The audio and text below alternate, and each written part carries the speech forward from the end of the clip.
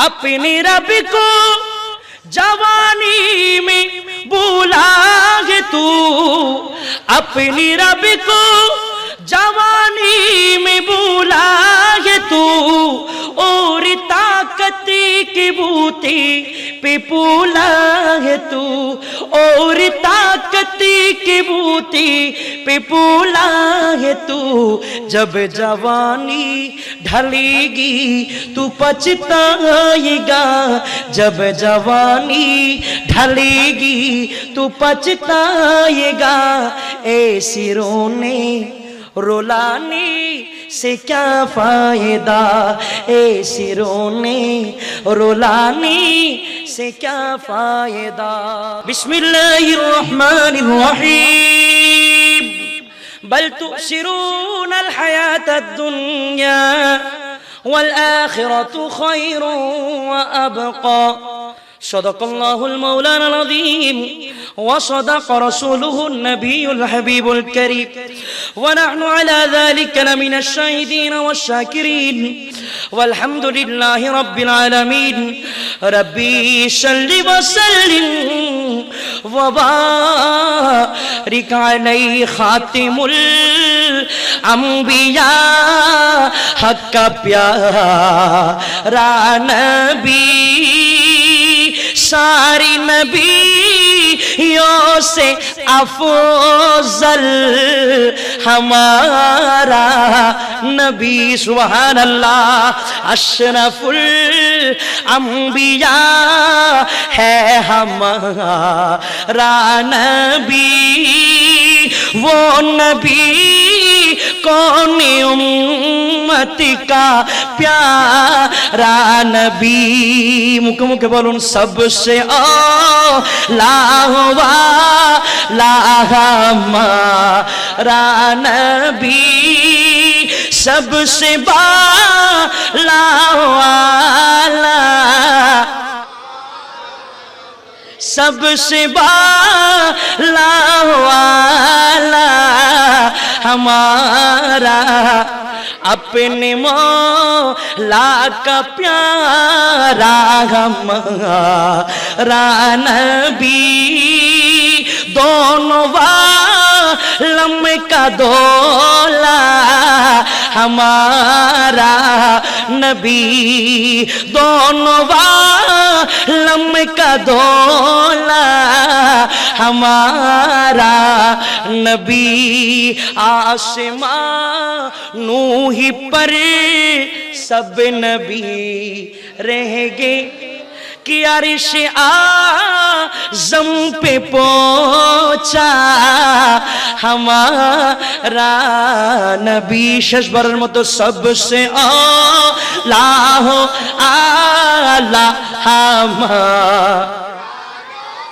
सबसे बाला हमारा नबी। একটি জবান বন্ধ রাখবেন না, মায়ার সুরে বলুন সুবহানাল্লাহ। হায় আল্লাহ, যে নবীর জন্য আজকে আশিকরা পাগলামি করতেছে, সেই নবীকে ভাঙ্গা করে আসার ব্যবস্থা করে দিই। সকলে বলুন না আমি। আজকের এই রাত হাজার হাজার যুবক যুবতীকে জাহান্নামী বানিয়ে দিবে, কারণ আমরা ইসলামী সংস্কৃতির মধ্যে নাই। অপসংস্কৃতি, পশ্চিমা সংস্কৃতি আমাদেরকে গ্রাস করেছে। সেই জন্য আমাদেরকে ওই সংস্কৃতিগুলো লালন পালন করে বিদায় আমাদের অন্তরে সবসময় এগুলো থাকে। অথচ আরবি যখন হিজরি নববর্ষ যায়, আমার মতো আলেমের পর্যন্ত খবর থাকে না, আমি সাধারণ মানুষের কি কথা কি বলবো। কেন? আমাদেরকে অপসংস্কৃতি গ্রাস করে আমাদের ঈমানকে দুর্বল করে দিয়েছে। এই রাত কোটি কোটি মুসলমান হ্যালোইন পালন করার মাধ্যমে জাহান্নামের টিকিট নিচ্ছে, আর কিছু কিছু মুমিন মুসলমান বাটিয়ারির জমিনের মতো তারা এই নববর্ষ নবীর মিলাদের মাধ্যমে পালন করতেছে। কিছু কিছু মানুষ আজকের রাত ইবাদতের মাধ্যমে কাটাবে। আল্লাহ, এই রাত আজ আপনি দিয়েছেন, এই বছরে বহু গুনাহ আমি করেছি আল্লাহ, জেনে করেছি, না জেনে করেছি, ইচ্ছাই করেছি, অনিচ্ছাই করেছি, বহু প্রকারের গুনার মধ্যে আমি গিয়েছি, আপনি রব্বুল আলামিন সবকিছু দেখেছেন, কই দেখার পরও কোনোদিন তো বেজ্জুত করেন নাই আল্লাহ। আপনার দরবারে কেমন করে শুকরিয়া আদায় করবো আল্লাহ, কোনো ভাষা আমার জানা নাই। আমি গুনাহগার আল্লাহ, আজকের এই পবিত্র রাতের বিনিময়ে আল্লাহ আমাদেরকে নেককার বানিয়ে দিন। কেউ সিজদা থেকে উঠবে না এই ফরিয়াদ করে করে, কথা বলুন ঠিক কিনা? আর কোন মানুষ দেখবেন আজকের রাতকে কেন্দ্র করে বিভিন্ন জায়গার মধ্যে, গতকালকে আমি খবর পেয়েছি কক্সবাজারের মধ্যে হোটেল ফাঁকা নাই, রাস্তাঘাট পর্যন্ত ফিল আপ হয়ে গিয়েছে। জিজ্ঞাসা করলাম ভাই কক্সবাজারের এই অবস্থা কেন? তখন আমার ভাইজান আমাকে উত্তরে বলছে হুজুর 35 নাইট, এই রাতের কদর আপনার কাছে না থাকলো যুব সমাজের অন্তরে আছে। এই রাতকে কেন্দ্র করে আমরা কোটি কোটি টাকার ইয়াবা বিক্রি করি, এই রাতকে কেন্দ্র করে কোটি কোটি টাকার বিজনেস আমরা করতে থাকি, এই রাতকে কেন্দ্র করে আমরা অনেক কিছু সাজাই। যুবকরা এটার মধ্যে আসে, ওই কক্সবাজারের মধ্যে প্রেমিকা নিয়ে, বান্ধবী নিয়ে, আপনজনদেরকে নিয়ে আনন্দ ফুর্তি করতে আসে। তার টিনাস 35 নাইট তারা পালন করে, তারা খারাপ কাজের মাধ্যমে। কিন্তু দেখেন ভাই, আমার আফসোস লাগলো এই কথা শোনার পরে। কক্সবাজারের জায়গা খালি নাই, বিভিন্ন পার্কিং এর জায়গা খালি পাবেন না আপনি রাতের মধ্যে। কালকে দেখবেন অবস্থা টাইট, সবকিছুর মধ্যে হাজার হাজার যুবতী ইজ্জত হারাবে, হাজার হাজার যুবতী নারী তাদের সতীত্ব তারা হারিয়ে ফেলবে। তারা মনে করছে সেটা এনজয়মেন্ট, তারা মনে করছে সেটা আনন্দ, তারা মনে করছে তারা অনেক প্রকারের ফুর্তি করতেছে। মূলত আপনি মা, আপনি ভাই, আপনি বন্ধু, আপনারা মিলেমিশে কক্সবাজারে গিয়ে আনন্দ করতেছেন, এটা করতেছেন, ওইটা করতেছেন। খোদার কসম করে বলে যায় আপনারা ফুর্তি করতেছেন না। মুসলমান আপনার লেবাসের নাম, আপনি মুসলমানের জাতি, আপনি নবীর উম্মত, আপনি আল্লাহর বান্দা, আপনি ইসলামের নামের উপর জবে করে দিচ্ছেন অপসংস্কৃতিকে বুকে লালন করার মাধ্যমে আমার নবীর আদর্শের মধ্যে আপনারা চুরি চালাচ্ছেন। কথা বলুন ঠিক কিনা? এটাই বাস্তবতা, এটাই বাস্তবতা। আজকে ভাটিয়ারির ভাইয়েরা, আপনাদেরকে কিভাবে আমি ধন্যবাদ দিব আমি জানি না ভাই, আমার ভাষা জানা নাই। আমার কিভাবে ধন্যবাদ, প্রতিদিনের মাহফিল আর আজকের মাহফিল বেশ কম আছে না নাই বাবা? কিভাবে আমি ধন্যবাদ দিব আমি তাদেরকে জানি না, আমার ভাষা আমি পাচ্ছি না। তাদেরকে এই আকল, এই জ্ঞান, এই বুদ্ধি কে দিয়েছে আমি জানি না। হয়তো এই আলেমদের স্পর্শে, গুণীজনদের স্পর্শে তারা হেদায়েত প্রাপ্ত হয়েছে।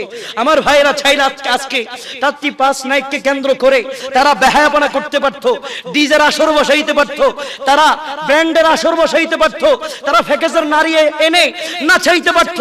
সব টাকা পয়সা সবকিছু টাকার বড়, আমার ভাইরা সেটা করে নাই। জিজ্ঞাসা করলাম ওগো আমার ভাই, আজকে রাতে এনজয়মেন্ট না করে মিলাদ কেন করলা, মিলাদুন নবীর মাহফিল কেন করলা?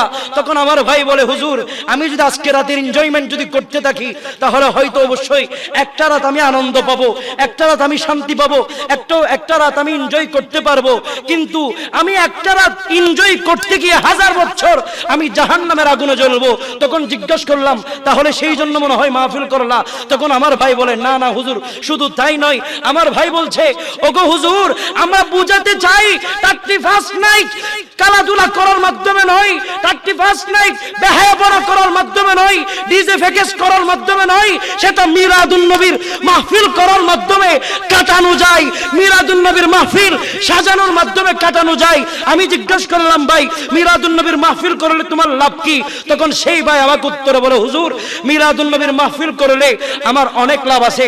জিজ্ঞাসা করলাম কি লাভ? তখন সেই ভাই বলছে ডিজে করলে আনন্দ পাইতাম, প্যাকেজ করলে আনন্দ পাইতাম, এটা করলে এটা হইতো, ওইটা হলো ওইটা হইতো, কিন্তু মিলাদুন নবীর মাহফিল করেছি জিনার জন্য সারা সৃষ্টি জগৎকে আল্লাহ সাজিয়েছে।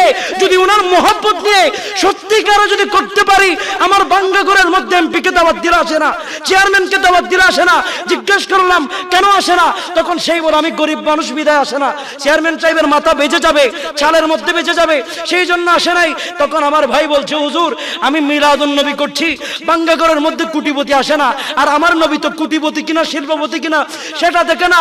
হৃদয়ের ভিতরে নবী থাকলে অবশ্যই নবী তার ঘরে আসবে।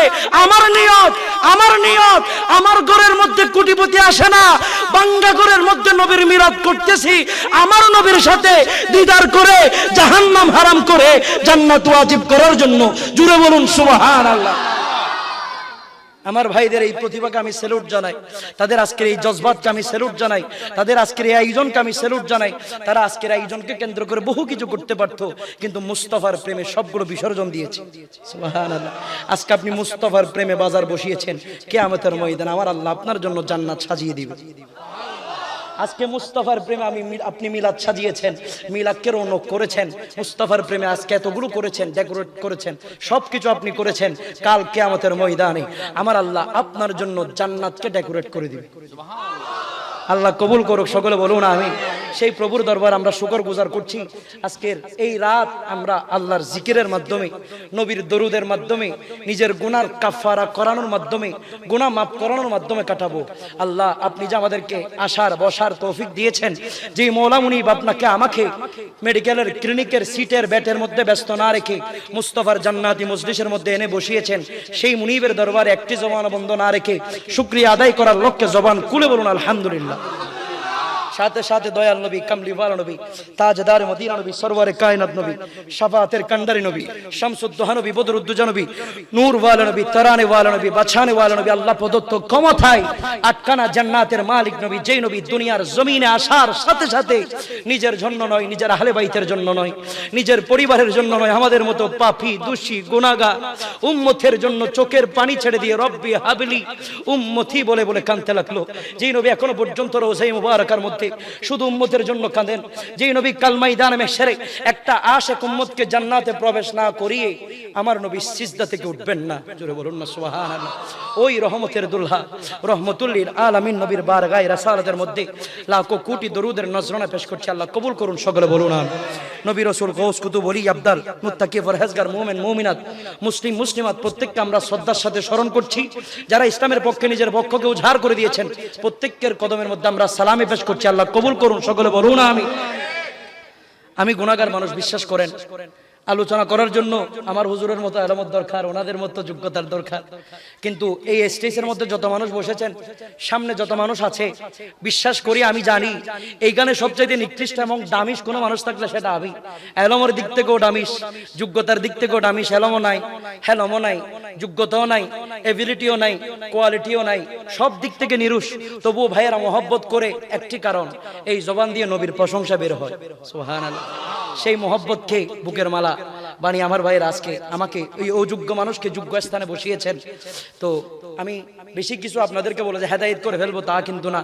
যদি মওলায়ে কায়নাতের দয়া হয়, আপনাদের প্রত্যেকের দোয়া এবং ভালোবাসা যদি সাথে থাকে, আমার হুজুরদের যদি দোয়া থাকে, আমি গুনাহগার মানুষ, অল্প সময়ে অল্প কথাবার্তা বলবো। আমি যা বলি আপনারা যা শুনেন, আল্লাহ উভয়কে আমল করার মাধ্যমে আমাদের বাস্তব জীবনকে লাকাদ কানা লাকুম ফি রাসূলিল্লাহি উসওয়াতুন হাসানা, অর্থাৎ আমার নবীর আদর্শই আল্লাহ আমাদেরকে আদর্শিত হওয়ার তৌফিক শক্তি দান করুন, সকলে বলুন আমিন। একটা বিষয় হচ্ছে, আমাদের ইসলামী জগতের প্রধান এবং প্রথম খলিফা এই মাস, যার মাস, হযরত আবু বকর সিদ্দিক রাদিয়াল্লাহু তাআলা আনহু। জোরে বলুন সুবহানাল্লাহ। দ্বিতীয়, আজকের রাতকে কেন্দ্র করে একটা বিষয় নিয়ে আমি কথা বলবো। এই রাতে কেমনে আমরা মুত্তাকি হতে পারি। সুবহানাল্লাহ। কি হতে পারি? মুত্তাকি। বিষয় কি পরিবর্তন করবো নাকি এই বিষয়ের উপর কথা বলবো? ঠিক আছে নি বাবা? ঠিক আছে নি? তাহলে একটু গভীর মনোযোগ কামনা করছি আমার ভাইয়েরা, আওয়াজ করবেন না, একদম মনোযোগ সহকারে শুনবেন। মনে করেন সারা রাত মাহফিল শুনেছেন, আপনি হাউ মাউ করেছেন, হুজুর বলছেন নামাজ পড়িস, আপনি খেয়াল করেন নাই, রাত্রিবেলা মাহফিল থেকে গিয়ে ফজর বেলা নাক টেনে ঘুমাচ্ছেন, তাহলে এই মাহফিল করার কোনো দরকার আছে? এই মাহফিলের কোনো ভ্যালু আছে?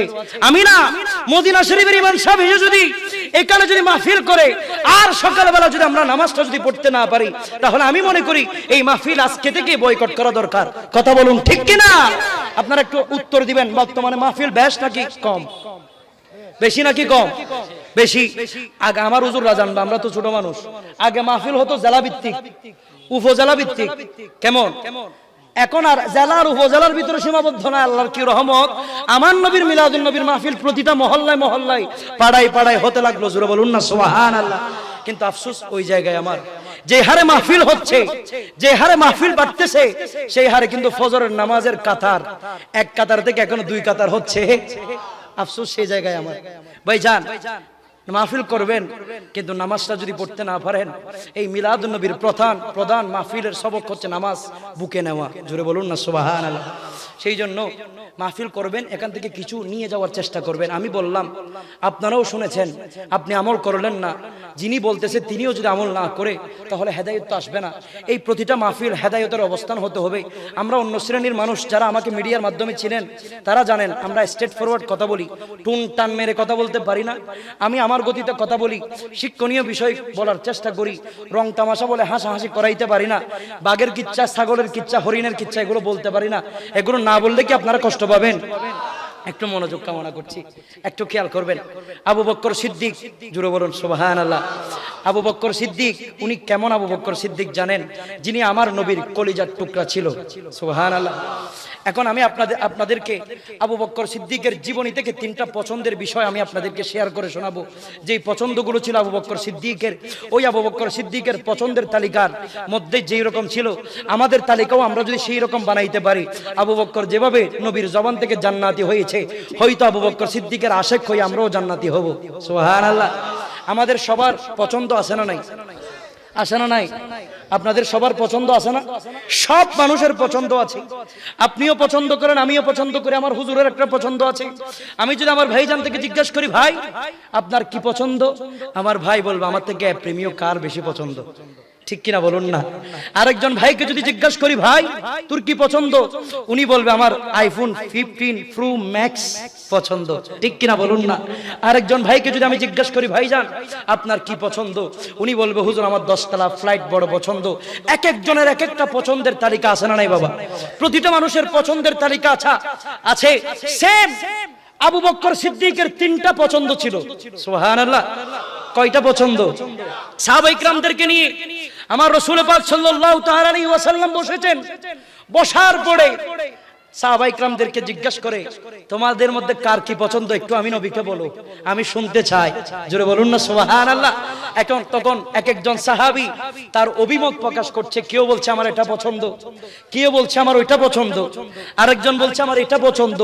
এক একজনের পছন্দর কথা তারা শেয়ার করেছেন।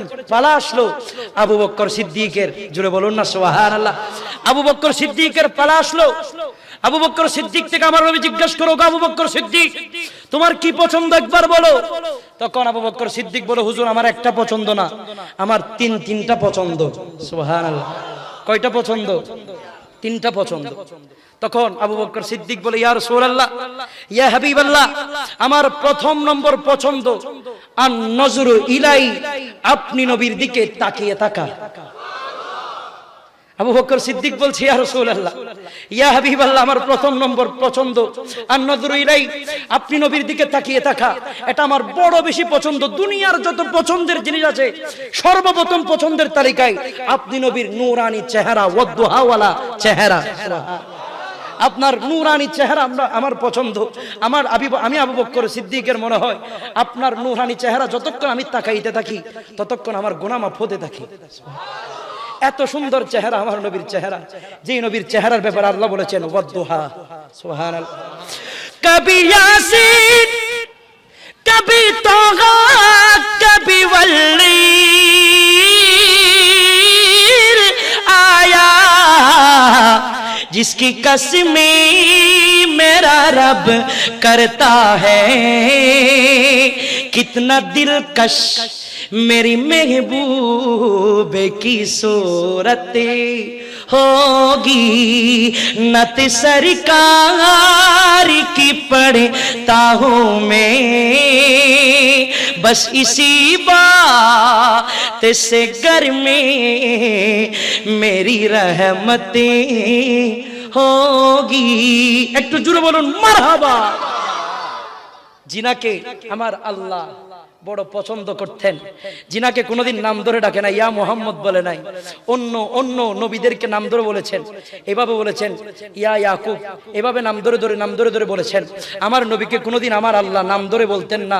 কিছুক্ষণ মহব্বত করে ইয়াসিন ডাকতেন, কিছুক্ষণ মহব্বত করে তোহা ডাকতেন, কিছুক্ষণ মহব্বত করে মুদ্দাসির, মুজাম্মিল ডাকতেন। জোরে বলুন না সুবহানাল্লাহ।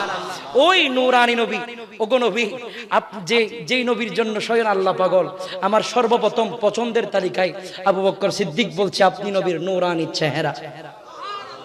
কি বাবা? আমার নবীর নূরানি। সুবহানাল্লাহ ঘরে গিয়ে বলবো আর কি, কেমন? সুবহানাল্লাহ কইলে কি গুনাহ হবে নি? সুবহানাল্লাহ বললে গুনাহ হবে?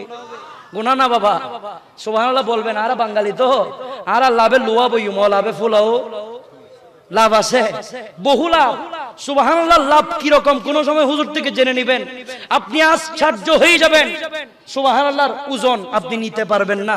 সুবহানাল্লাহ। আমরা বাজার করি কি করি না? আমরা বাজার করি কি করি না? প্রতিটা মানুষ বাজার করি না? আমরা বাজার করেননি? আমার মুরব্বী বাজার করেনি? সবাই বাজার করি না আমরা? আমার ভাইজানকে জিজ্ঞেস করলাম, ভাই কি কিনেন? বলো হুজুর গরম বেশি পড়তেছে, কম্বল কিনতেছি। আরেকজন ভাইকে জিজ্ঞেস করলাম, ভাই কি কিনেন? আমার ভাইজান বলে গোশত কিনতেছি, মাংস কিনতেছি। আরেকজন ভাইকে জিজ্ঞেস করলাম, ভাই কি কিনেন? বলে হুজুর লাইট কিনতেছি, অটো লাইট। কেন? কারেন্টের যে লোডশেডিং এর সমস্যা, অটো লাইট ছাড়া থাকা অসম্ভব, বারবার কারণ চলে যাচ্ছে। তখন আমি জিজ্ঞাসা করলাম, ওগো আমার ভাই এতগুলো জিনিস কিনতেছেন কেন? তখন আমার ভাই উত্তর আমাকে বলছে, হুজুর এতগুলো জিনিস কিনতেছি একটু আরামে খাবো, আরামে থাকার জন্য। ঠিক কিনা? আমরা এতগুলো জিনিস করতেছি কেন? আরামে ঘুমানোর জন্য। আমি জিজ্ঞাসা করলাম, ভাই ঘুমাবেন কতক্ষণ? আমার ভাইজান আমাকে উত্তরে বলছে, হুজুর ঘুমাবো 5 থেকে 6 ঘন্টা। উনার 60 বছর, উনার 40 বছর, এখনো পর্যন্ত বাজার করতে হচ্ছে। জিজ্ঞাসা করলাম কেন বাজার করবেন? তখন বলে হুজুর আরামে খাবো, আরামে ঘুমাবো। জিজ্ঞাসা করলাম কতক্ষণ ঘুমাবেন? উনি বলছেন 5 থেকে 6 ঘন্টা। তখন আমি বলতে বাধ্য হলাম, ওগো আমার ভাই 5 থেকে 6 ঘন্টা প্রতিদিন ঘুমানোর জন্য আমরা প্রতিদিন বাজার করতে দেখি, আর 50,000 বছর কবরের ভিতর ঘুমাইতে হবে। কয় হাজার বছর ঘুমাবো কেউ জানি না, আনলিমিটেড কবরের ভিতর ঘুমাইতে হবে। কয়টা লাইট কিনছেন? কয়টা ফ্যান কিনছেন? কয়টা এসি কিনছেন? কয় কেজি মাংস কিনছেন? কয়টা লাইট কিনছেন? কেউ কি আমারে বলতে পারবেন? কবরের জন্য এসি কিনছে এরকম কেউ আসেনি? কবরের জন্য ফ্যান কিনছে এরকম কেউ আসেনি? কবরের জন্য অটো লাইট কিনছে এরকম কেউ আছে? কবরের খাওয়ার জন্য মাংস কিনছে এরকম কেউ আছে? কোনো মানুষ নাই, কোনো মানুষ নাই। কিন্তু আল্লাহ পাক রব্বুল আলামিন বলছে, আমার নবীজি বলছে, কবরে যাওয়ার আগে কবরের প্রস্তুতি নিয়ে যাও, কবরের সামান রেডি করে যাও। জুড়ে বলুন সুবহানাল্লাহ। আমি বলতে চাই ভাইজান, প্রতিদিন আপনি দৈনিক বাজার করেন, কবরের বাজার করছেন না। মনে রাখবেন আজকের এই মজলিসের নাম কবরের বাজার। এই মজলিসের নাম কি? কবরের বাজার। আপনারা হয়তো রাগ করবেন, হুজুর এত কষ্ট করে মাহফিল গুজ্জি হইল না, বাজার বানাই দিলেন দিয়ে নরে। হাই হাই ভাই, তাহলে আপনার ভুল ধারণা। এটা কবরের প্রস্তুতির বাজার। দুনিয়ার বাজারে গেলে মাংস পাওয়া যায়, গোশত পাওয়া যায়, লাইট পাওয়া যায়, ফ্যান পাওয়া যায়, এসি পাওয়া যায়, জেনারেটর পাওয়া যায়, সবকিছু পাওয়া যায়। আর নুরুন নবীর মিলাদের মাহফিল আসলে কবরের ভিতরের সামান পাওয়া যায়। যদি পারেন থলা নিয়ে বসেন। বাজারে যাওয়ার সময় যেভাবে থলা নিয়ে যান, এখানে বসার সময় থলা নিয়ে বসেন। এই থলার নাম ইমানি থলা। ইমানি থলা খুলে বসেন। হুজুর যখন বলবে সুবহানাল্লাহ, আপনিও বলবেন। বলার মাধ্যমে থলার ভিতরে সুবহানাল্লাহ ঢুকাবেন, আলহামদুলিল্লাহ ঢুকাবেন, আল্লাহু আকবার ঢুকাবেন, ইয়া রাসূলুল্লাহ ঢুকাবেন। এক একটা সুবহানাল্লাহর ধ্বনি আপনার কবরের ভিতরে বাতি জ্বালাবে। এক একটা আল্লাহু আকবরের ধ্বনি আপনার কবরের ভিতরে এসির বাতাস দিবে। এক একটা ইয়া রাসূলুল্লাহর ধ্বনি আপনার কবরের ভিতরে আপনাকে সহযোগিতা করবে। কল্পনাও করতে পারবেন না। আল্লাহ আমাদেরকে বলার বোঝার তৌফিক দিক। সকলে বলুন আমিন। একবার আমার মুখে মুখে বলুন সুবহানাল্লাহ, এবার বলুন আলহামদুলিল্লাহ, এবার বলুন লা ইলাহা ইল্লাল্লাহ, আল্লাহু আকবার। আল্লাহ কবুল করুন। আর একটু জবান খুলে বলুন আমিন। তাহলে আবু বকর সিদ্দিকের প্রথম পছন্দের তালিকায় কি? আমার নবীর নূরানি চেহারা। আবু বকর সিদ্দিক বলে, ইয়া রাসূলুল্লাহ, ইয়া হাবিবাল্লাহ, আমার প্রথম নম্বর পছন্দ আন-নজরু ইলাই, আপনি নবীর দিকে তাকিয়ে থাকা, এটা আমার সবচাইতে বেশি পছন্দ। জোরে বলুন না সুবহানাল্লাহ। তখন আবু বকর সিদ্দিক বলছে, ইয়া রাসূলুল্লাহ, আমার দ্বিতীয় নম্বর পছন্দ, আমার দ্বিতীয় নম্বর পছন্দ। তখন রাসূল বলে, কি বলো না? আবু বকর সিদ্দিক বলে, ইয়া রাসূলুল্লাহ, আমার দ্বিতীয় নম্বর পছন্দ ইনফাকুন মারি ইলাই, আপনি নবীর কদমে আমার সমস্ত সম্পদ কুরবান করে দেওয়া। দ্বিতীয় নম্বর পছন্দ কি? নবীর কদমে সম্পদ কুরবান করে দেওয়া। এগুলো আমি আবার শেষ করার সময় সবক নিব। কেউ যদি উত্তর দিতে না পারেন, সরাসরি আপনাদেরকে এখানে গালি দিয়ে চলে যাব, তখন মাইন্ড করতে পারবেন না। ঠিক আছে নি? খেয়াল করবেন।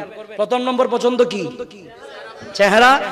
আন-নজরু ইলাই, নবীর চেহারা তাকিয়ে থাকা আবু বকর সিদ্দিকের প্রথম নম্বর পছন্দ। কিন্তু আপনার পছন্দের তালিকায় নবীর চেহারা কি ঢুকাইতে পেরেছেন আপনি? পেরেছেন? নিজেকে নিজে প্রশ্ন করবেন, উত্তর আপনি পেয়ে যাবেন। আপনার পছন্দের তালিকা এখনো ওই কার থেকে গিয়েছে, আপনার পছন্দের তালিকা এখনো ওই বিল্ডিং থেকে গিয়েছে, আপনার পছন্দের তালিকা এখনো ওই আপনার দামি ফ্লাইট থেকে গিয়েছে। এখনো নবীর চেহারা আনতে পারেন? আমি আনতে পারি নাই, আমরা আনতে পারি না এখনো। যেদিন থেকে নবীর চেহারায় আনোয়ার আমাদের প্রথম পছন্দের তালিকায় আসবে, সেদিন থেকে আমাদের জবান থেকে আর মিথ্যা বলা যাবে, আমাদের কলবের মধ্যে কোনো খারাপ খেয়াল আসবে না। নবীকে প্রথম এবং প্রধান স্থান দেওয়ার দরকার আছে না নাই? আল্লাহ কোরআনে বলছেন, কুলিন কানা ভাউকুম ওয়া আবনাউকুম ওয়া ইখওয়ানুকুম ওয়া আজওয়াজুকুম ওয়া আশীরাতুকুম ওয়া আমওয়ালুন ইখতারাফতুমুহা ওয়া তিজারাতুন তাখশাউনা কাসাদাহা ওয়া মাসাকিনু তারদাউনাহা। জুড়ে বলুন সুবহানাল্লাহ। লম্বা আয়াত। আমার আল্লাহ বলছেন, বউ বেটি সন্তান সন্ততি মা বাবা সবকিছুর চাইতে দামি আসরে বসাইতে হবে আমার নবীকে। প্রয়োজনে নবীর জন্য সবাইকে ছেড়ে দাও, তারপরে নবী কলবে প্রথম স্থানে থাকতে হবে। জুড়ে বলুন। এখন নবীর জন্য কিছু ছাড়তে পারি না, বরঞ্চ নারীর জন্য কিছু ছাড়তে পারি আমরা, ঠিক কি না? নবীর জন্য ছাড়ছে এরকম মানুষ খুবই কম। নবীর জন্য স্টাইল ছেড়ে দাড়ি রেখেছে এরকম মানুষ খুবই কম। নবীর জন্য চুলের কাটিং বাদ দিয়ে নবীর কাটিং দিয়েছে এইরকম মানুষ খুবই কম। নবীর জন্য নিজের চাহিদা ইয়াবা মদ ছেড়েছে সেই রকম মানুষের খুবই অভাব।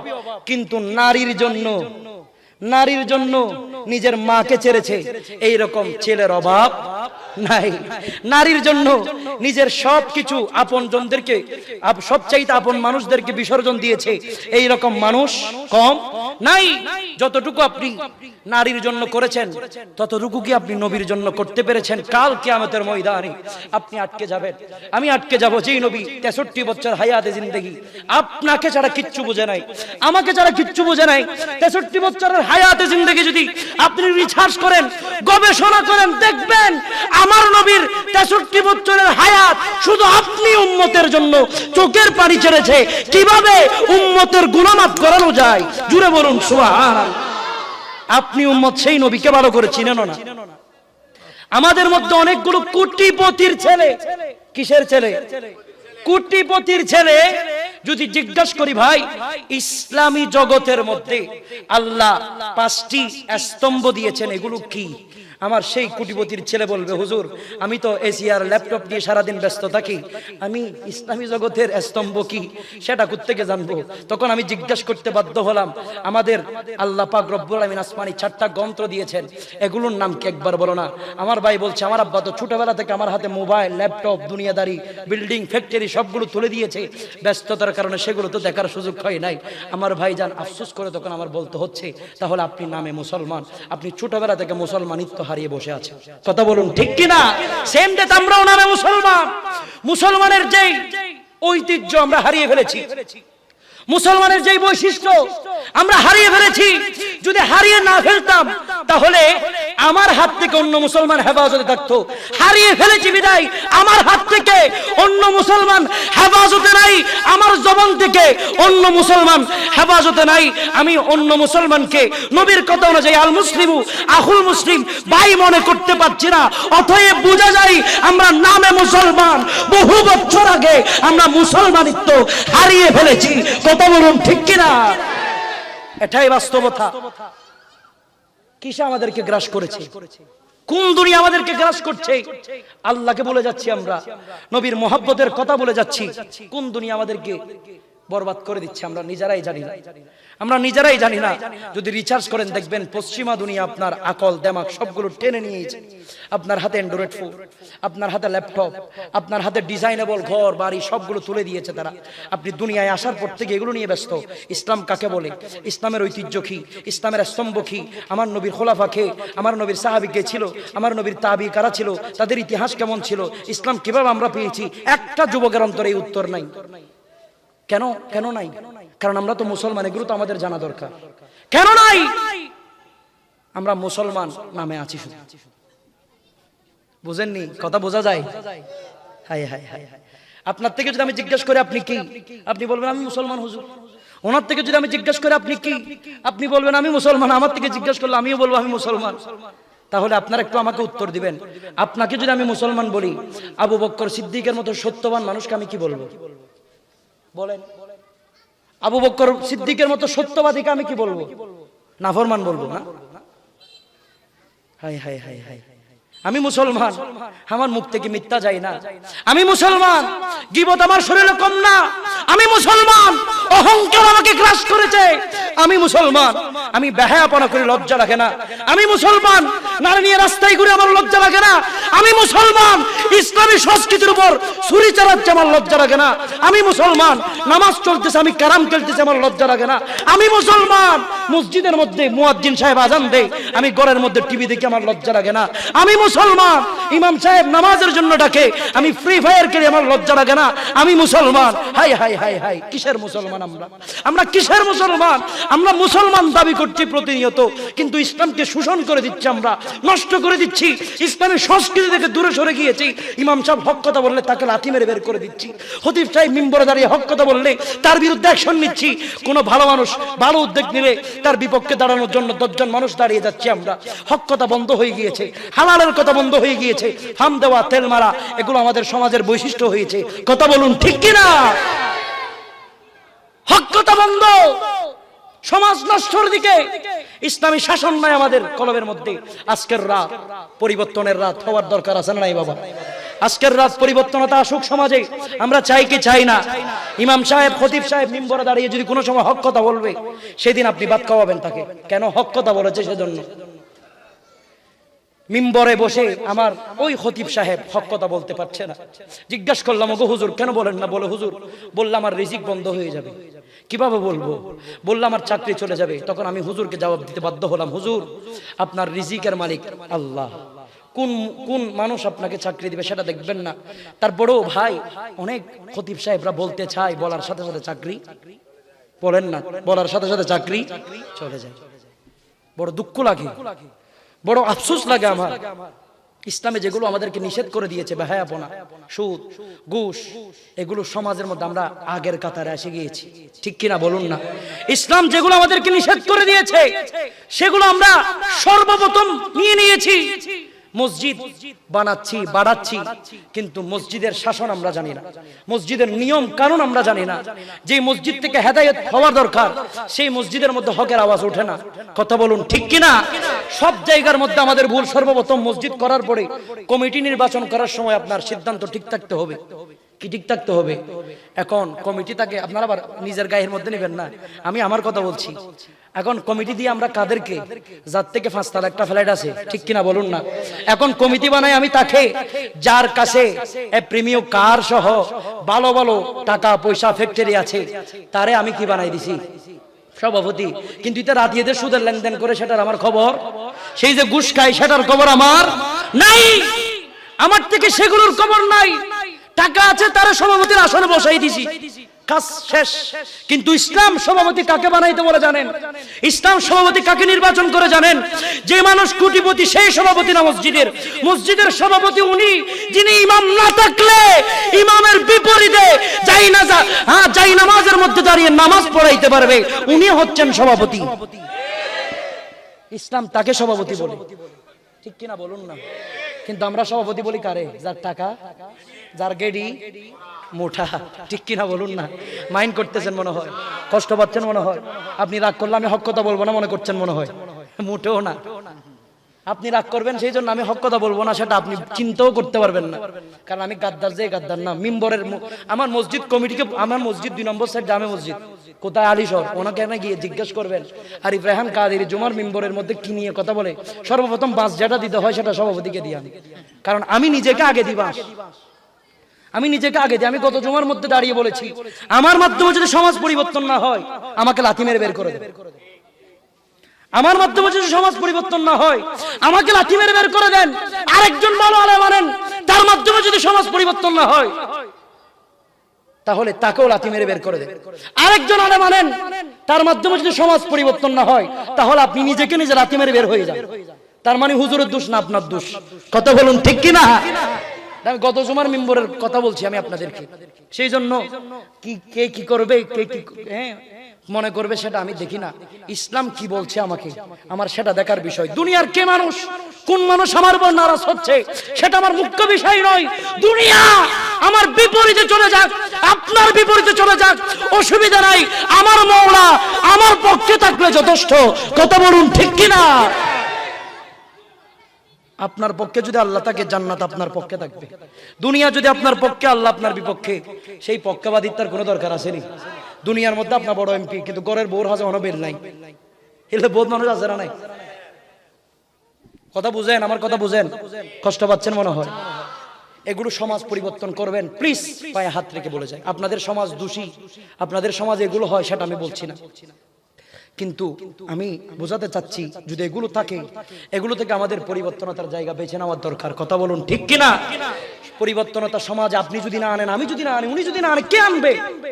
হক কথা বলবে কে? সবাই যদি টাকার কাছে বিক্রি হয়ে যায়, তাহলে হকের আওয়াজ কে করবে? টাকার জন্য যদি বুট বিক্রি করে দেয়, তাহলে হক মানুষ পাবেন কোত্থেকে? 1000 টাকার মাধ্যমে বুট বিক্রি হয় কি হয় না? 2000 টাকার মাধ্যমে হয় কি হয় না? তার মানে আপনি কি করেছেন? 2000 টাকা দিয়ে আপনার ঈমান বিক্রি করে দিয়েছে। এটা আপনার নৈতিক দায়িত্ব, এটা আপনার অধিকার। আপনার বুট আপনি দিবেন, জিনার মাধ্যমে খেদমত হবে, ইসলামী শাসন বাস্তবায়ন হবে, তাকে দিবেন। এখন 2000 টাকা দিয়েছেন, তুরে দিম, তুই আর ভাই, তুই সারা কোনো ভাই নাই, ঠিক কিনা বলুন না? তুই ছাড়া আর কোনো ভাই নাই, তুকেই দিব। টাকা দিছস না, তুই আমার যা অমুক ভাইয়ের মার হাকি, এটা অমুক ভাইয়ের চরিত্র ফুলের মতো পবিত্র। এদের ব্যাকগ্রাউন্ড চেক করলে ইয়ার আগের দিন রাতি হইতে কি হাই ইয়া বা হাই, ঠিক কিনা বলুন না? ইয়ার আগের দিন রাতি হইতে কি হাই ইয়া বা হাই। তো আমরা কি করি? জনগণের সামনে গিয়ে অমুক ভাইয়ের চরিত্র ফুলের মতো, এই ফুলের মতো পবিত্র ছিল একজন, উনি হচ্ছেন রাসূলুল্লাহ। আর একটু জোরে বলবেন না সুবহানাল্লাহ? কারণ হুজুর আমি যখন কোন একটা জায়গায় যাইতে হয়, হয়তো ফত্তাইন পত্র নিয়ে আসেন, ঠিক না? মানে ভালো জিএম একটা সার্টিফিকেট, চেয়ারম্যান সার্টিফিকেট, এগুলো নিয়ে আসেন। চেয়ারম্যান, এখন আমি এগুলো সবগুলো জমা দিয়েছি, দেওয়ার পরে চেয়ারম্যান সাহেব তারপরের দিন আসছে, আসার পরে চেয়ারম্যান সাইন করে দিছে। সবগুলো পড়ার পরে ছেলেটা খুব ভালো, ভদ্র, ভালো কাজ করে, হ্যাঁ ভালো কাজের সাথে জড়িত, কিন্তু চেয়ারম্যান বালা করি তার নও চিনে বালা করি, ঠিক ন? সাইন কি করে দিই? সার্টিফিকেট দি ফেলাই। এই সার্টিফিকেট দিয়া জিয়ে হারিয়ে সকালবেলা এটা মদ হাতে ধরা হাই, কে হাতে ধরা হাই? মদ খাচ্ছে সেরকম ধরা গিয়েছে, সার্টিফিকেট দিয়ে দিছে চেয়ারম্যান। সকালবেলা ধরা গাইছে, পুলিশ যখন তোর সাইতের চিনো চিনিও, তুই সার্টিফিকেট দিস দিন কি চেয়ারম্যান সার্টিফিকেট হতে নাই দিয়ে দিন, আর এক্সট্রা দিকে দিতে পারলাম, ঠিক কিনা বলুন না? তাহলে আমাদেরকে এখন সার্টিফিকেট দিলে এখন দুর্বলতা আছে না নাই বলুন না? কিন্তু আপনি যদি একজনের চরিত্রের দিকে তাকান, ওনার সার্টিফিকেট দুনিয়ার কোনো মন্ত্রী দেয় নাই, দুনিয়ার কোনো ম্যাজিস্ট্রেট দেয় নাই, দুনিয়ার কোনো আলেম উলামা দেয় নাই। ওনার চরিত্রের কথা বলছেন আমার আল্লাহ, ইন্নাকা লাআলা খুলুকিল আযীম, শ্রেষ্ঠ চরিত্রের অধিকারী আমার নবী। জুড়ে বলুন সুবহানাল্লাহ। আপনার চরিত্রের সার্টিফিকেট দিচ্ছে চেয়ারম্যান, তারপরের দিন আপনি ধরা খান চুরির মধ্যে, ডাকাতির মধ্যে, কিন্তু আমার নবীর চরিত্রের সার্টিফিকেট দিয়েছেন কে? সেই নবীর চরিত্র যদি আমরা নিতে পারি, আমাদের সার্টিফিকেট দিবেন কে? নিতে পারছেন নি? পারছিনি আমরা? পারি নাই। আমরা চরিত্র খুঁজতেছি কাটটা, যে সবচাইতে স্টাইলিশ করে ছবি মারতে পারে, ওইটারে ফলো করবো, ওইটার স্টাইলটা বড় সুন্দর, ঠিক কিনা বলুন না? আমি চরিত্র ফলো করি কাটটা, যে সবচাইতে বেশি ডান্স মারতে পারে, ঠিক কিনা বলুন না? আমি চরিত্র ফলো করি তারটা, যে সবচাইতে বেশি সেলিব্রিটি, হ্যাঁ খারাপ কাজ করে ওপেনলি। আপনি কাকে আইডল বানাবেন আপনিও জানেন না, আমি কাকে আইডল বানাবো আমিও জানি না। আমাদের মুসলমানের আইডল আইকন একজন, উনি হচ্ছেন মুহাম্মদ আরবি। উনার প্র্যাকটিক্যাল জীবন, বাস্তব জীবন, সামাজিক জীবন, রাষ্ট্রীয় জীবন, রান্নাঘর থেকে সংসদ ভবন পর্যন্ত সব জায়গার মধ্যে আমার নবীর চরিত্র স্পষ্ট আমার আল্লাহ কোরআনে বর্ণনা করেছেন। জুড়ে বলুন সুবহানাল্লাহ। সেই নবীর আদর্শ নয় আমাদের মাঝে নেতার আদর্শ, সেলিব্রিটির আদর্শ, তেনাভাড়ার আদর্শ। আপনার নেতা হবে কে? রাসূলুল্লাহ। আপনি নেতা বানাচ্ছেন কাকে? আমি কোন নেতার আবার লিগ করে দিতে আলো ঘুষিয়ে দেবো না, আবার ওই বিএমপি করে দিতে ঘুষিয়ে দেবো না, জামাত করে দিতে, জাতীয় পার্টি আছে ইতারা হনাবো ঘুষিয়ে দেবো না। আমি কোনো দলের সম্পর্কে কথা বলছি ভাই, কোনো দলের ব্যাপারে কথা বলছি না। সাপোর্ট করেন আপনার যার উপর যার বিশ্বাস, ঠিক আছে, কিন্তু তার মানে এই নয় আপনার মনের আইডলের জায়গা আমার ভাই সারা ভাই, উনি ছাড়া কোনো ছায়া নাই।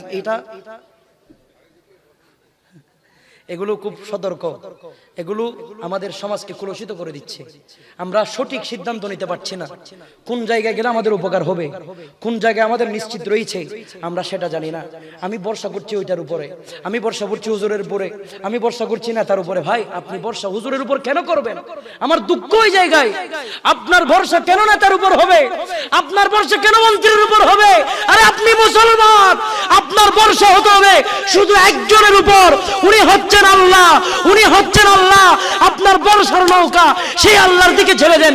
ওগো আল্লাহ, আপনি যেদিকে নিয়ে যান, যেভাবে নিয়ে যান, যেখানে রাখেন, যেখানে থাকি বলবো আলহামদুলিল্লাহ। সুখে থাকলে আলহামদুলিল্লাহ, দুঃখে থাকলে আলহামদুলিল্লাহ, কষ্টে থাকলে আলহামদুলিল্লাহ, যন্ত্রণার মধ্যে থাকলে আলহামদুলিল্লাহ।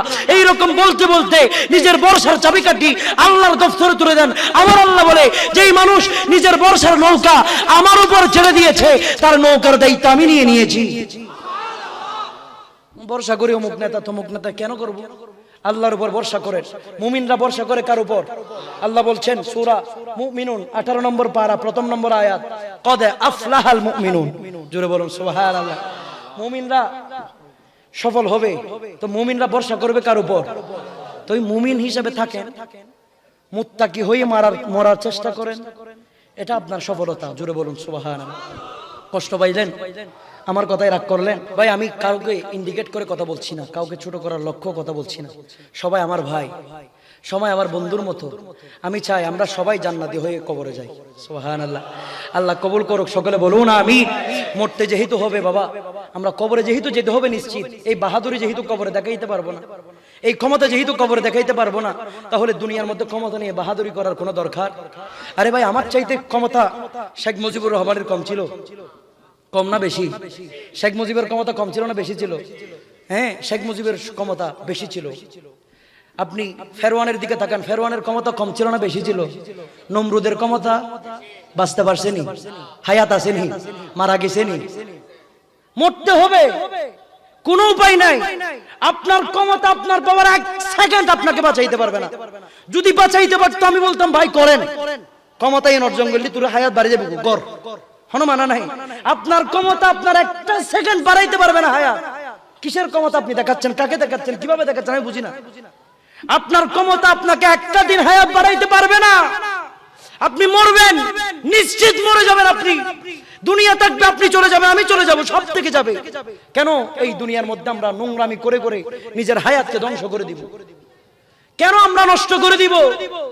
আমার চাইতে বড় বড় সেলিব্রিটি, কোটিপতি, আমার চাইতে বড় বড় ফলোয়ান মানুষকে জমিন কে ফেলেছে, মাটি গুড়ি করে ফেলেছে, কঙ্কাল বানিয়ে ফেলেছে। আমরা কিসের আশা করছি, কোন আশা করছি আমরা? দুনিয়ার মধ্যে এত যন্ত্র সৃষ্টি হচ্ছে। পৃথিবীর সবচাইতে দামি রাষ্ট্র কোনটা? আমেরিকা। কি বলুন না বাবা? আমেরিকা নাকি বাংলাদেশ সবচাইতে সেরা? আর তো সেরা কেউ আছে? আমেরিকা সবচাইতে সেরা। আমেরিকার মধ্যে কোনোদিন নিউজ করছে হায়াত বেচা কিনা হচ্ছে, এরকম কোনো নিউজ আসছে নি? প্রতিদিন কত নিউজ দেখতেছি আমরা, হাই হাই, নতুন মোবাইলের নিউজ, নতুন জেনারেটরের নিউজ, এটার নিউজ। সবচাইতে দামি রাষ্ট্র যেটা আমেরিকা, ওই আমেরিকা এখনো পর্যন্ত 1 সেকেন্ড হায়াত বাড়ানোর কোন মেশিন আবিষ্কার করতে পারে নাই। আল্লাহ কি বলে জানেন? আল্লাহ বলছেন আল্লাযী খলাকাল মাউতা ওয়াল হায়াতা লিয়াবলুয়াকুম আইয়ুকুম আহসানু আমালা। আল্লাহ বলছেন তোকে আমি সব দিয়ে দিয়েছি, টাকা পয়সা, ধন দৌলত, স্বাধীনতা, সবকিছু আমি দিয়েছি। মনে রাখ তোর 2টা জিনিস আমার কন্ট্রোলে, তোর কন্ট্রোলে নাই। আল্লাহ কি বলেন না? আমার আল্লাহ বলে 1ম নম্বর তোর মৃত্যু। সুবহানাল্লাহ। আল্লাহ বলছেন আল্লাযী খলাকাল মাউত, আগে মৌতের কথা বলেছেন, তারপর বলতেছেন ওয়াল হায়াতা। তার মানে বোঝা যায় মরার গ্যারান্টি আছে, বাঁচার গ্যারান্টি, মরার গ্যারান্টি আছে, বাঁচার গ্যারান্টি। মরতে হবে।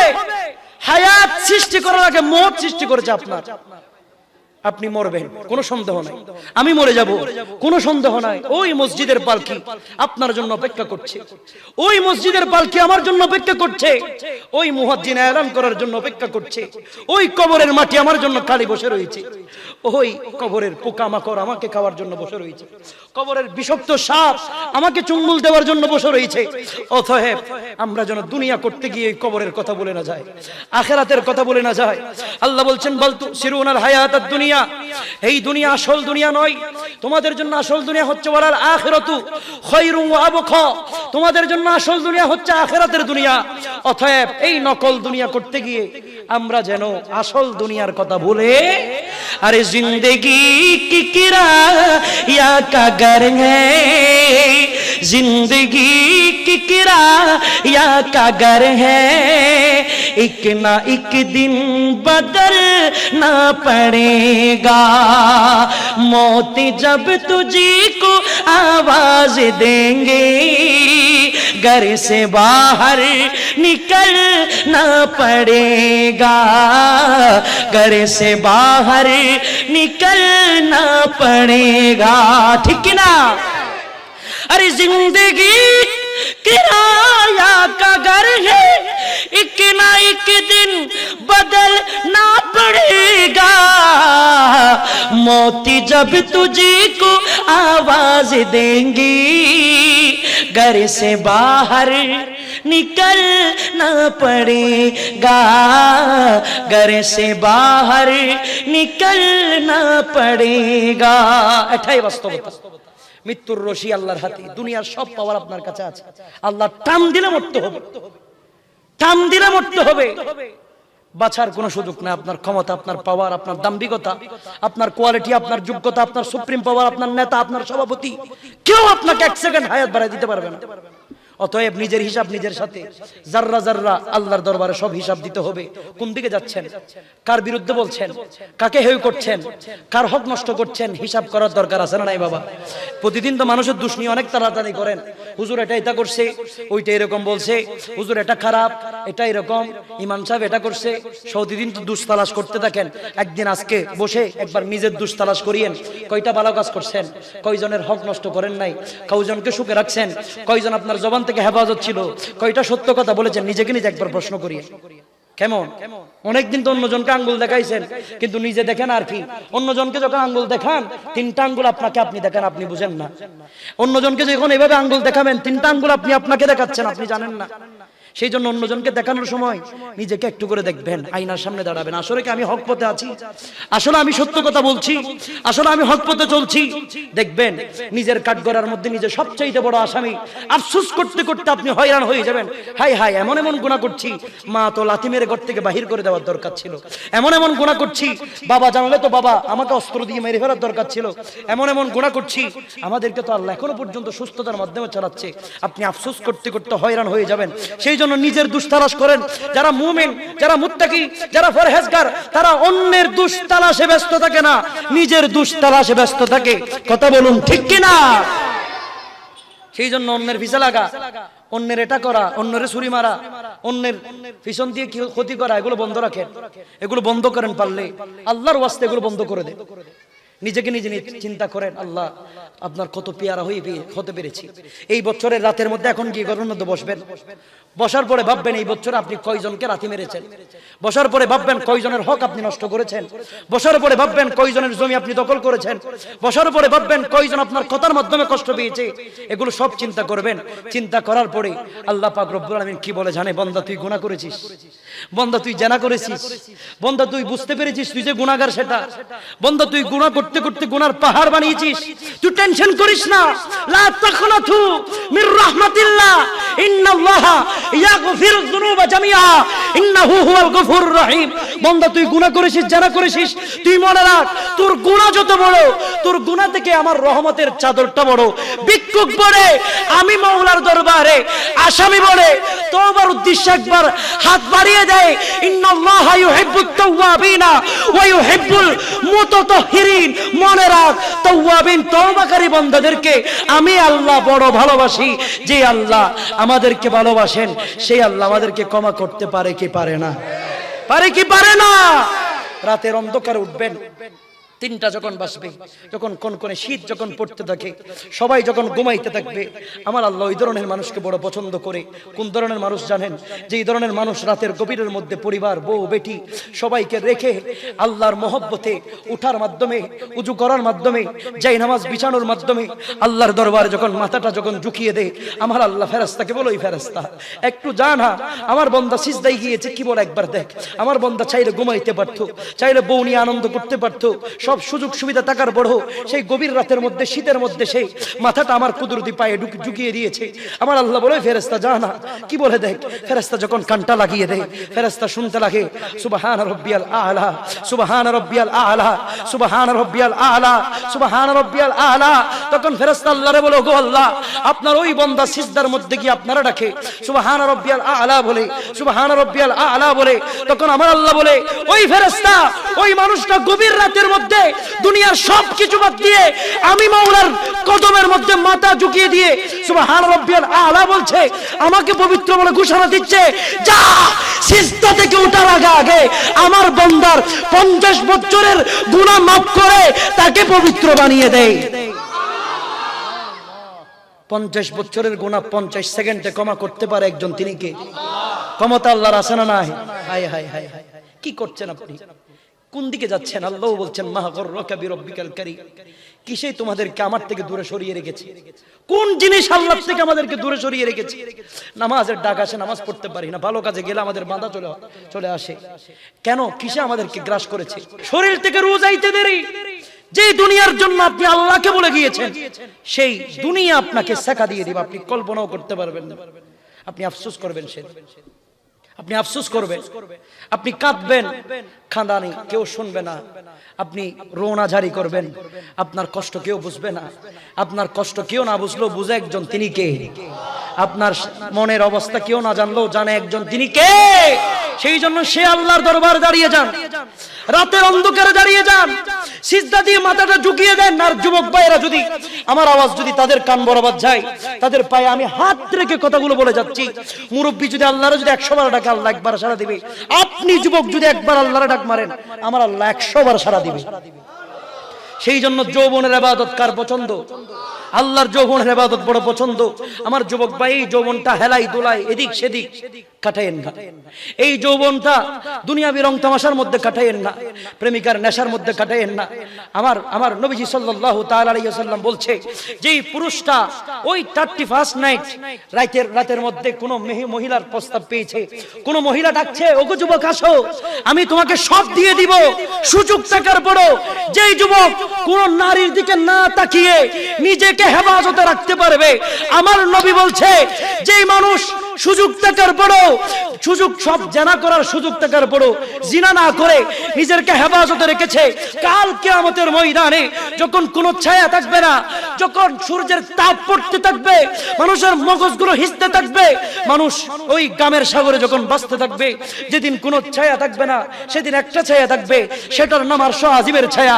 আমার নবী বলছে, 7 শ্রেণীর মানুষ আরশ আজিমের নিচে ছায়া পাবে, তার মধ্যে একজন হচ্ছে তারা যারা রাতে দিনে যেখানে সুযোগ পাওয়ার পরও নারীর গায়ে স্পর্শ না করে জান্নাতের হুরের আশা করেছে। তাদের জন্য আমার আল্লাহ যেদিন কোনো ছায়া থাকবে না, এসি থাকবে না, কিচ্ছু থাকবে না, গরমের সাগরে সবাই বাঁচতে থাকবে, সেদিন এয়ার কন্ডিশন দিয়ে এচের নিচে ছায়ার ব্যবস্থা করে দিবেন। জুড়ে বলুন সুবহানাল্লাহ। স্থায়ী মজা নিবেন, 2 দিনের মজা। দুনিয়ার কোন প্রেমের পড়ে 2 দিনের মজা নিবেন, তাহলে ওই আরশ আজিমের ছায়ার নিচে থাকার স্বপ্ন দেখতে পারবেন। স্বপ্ন দেখা যাবে, স্বপ্ন দেখতে পারবেন না। সেই জন্য আমি আপনাকে বলে যাই, আপনার এখন সুযোগ, আপনার এখন সুযোগ সে আল্লাহর দিকে ফিরে যাওয়া। আপনি আল্লাহকে ডাকতে থাকেন, আপনি যুবক আল্লাহরে সব সময় স্মরণ করতে থাকেন। আমার আল্লাহ আপনার কোনোদিন ভুলবে না। আমার আল্লাহর আপনি ডাকবেন, আপনি আল্লাহর সাথে সাথে সাড়া দিবে। আল্লাহ বলছেন, ফাযকুরুনি আযকুরুকুম, বান্দা তুই আমারে স্মরণ কর, আমি আল্লাহও তোর স্মরণ করব। আল্লাহ আপনারা তো আমরা স্মরণ করি আল্লাহ আল্লাহ জিকিরের মাধ্যমে, আল্লাহ আল্লাহ বলার মাধ্যমে। আপনি কেমন করে স্মরণ করেন? আমার আল্লাহ বলে, তুই আমারে স্মরণ করস আল্লাহ আল্লাহ জিকিরের মাধ্যমে, আর আমি আল্লাহ তোরে স্মরণ করি তোর জীবনের গুনাহ মাফ করার মাধ্যমে। আমি আল্লাহ তোরে স্মরণ করি তোকে বিপদ থেকে রক্ষা করার মাধ্যমে, আমি আল্লাহ তোরে স্মরণ করি তোর সমস্যা সমাধান করার মাধ্যমে। সেই জন্য সে আল্লাহর দিকে ফিরে যাব আমরা। সেই আল্লাহর কাঠগড়ায় দাঁড়াতে হবে, সেটা নজরের মধ্যে রাখতে হবে। শেষ বিচারের ময়দান যেদিন কায়েম হবে, আমার আল্লাহ থাকবে খালেক মালিক মালিক ইয়াউমিদ্দিন, বিচার দিনের মালিক। সেই দিন যদি আসামি হয়ে যদি দাঁড়িয়ে যায়, বড় কষ্ট হয়ে যাবে। সেই দিন যেন আমরা যেন আসামি না হয়ে মুমিন হয়ে যেন দাঁড়াইতে পারি। আল্লাহ তৌফিক দিক। সকলে বলুন আমিন। তুমি শেষ বিচারের আদালতে করবে বিচার হাকিম হই, দয়াল আমি তোমার ক্ষমার যোগ্য নই, দয়াল আমি তোমার ক্ষমার যোগ্য নই। কোন চেহারা নিয়ে দাঁড়াবে? যেই চেহারার মধ্যে মিথ্যার ছাপ, যেই চেহারার মধ্যে চুগলখুরি, যেই চেহারার মধ্যে গীবত, যেই চেহারার মধ্যে খারাপ খেয়াল, সেই চেহারা নিয়ে কেমনে দাঁড়াবেন? সেদিন আদালতে তোমার সামনে যাব কেমন করে, আর এত পাপীর হিসাব আমরা দেব কেমন করে, ঠিক কি না? সেদিন আদালতে তোমার সামনে যাব কেমন করি, এত পাপীর হিসাব আমরা দেব কেমন করি। তুমি এক এক করে নিবে হিসাব, তুমি এক এক করে নিবে হিসাব, নিজের হাতে কলম লই, দয়াল আমি তোমার ক্ষমার যোগ্য নই, দয়াল আমি তোমার ক্ষমার যোগ্য নই। আল্লাহুম্মা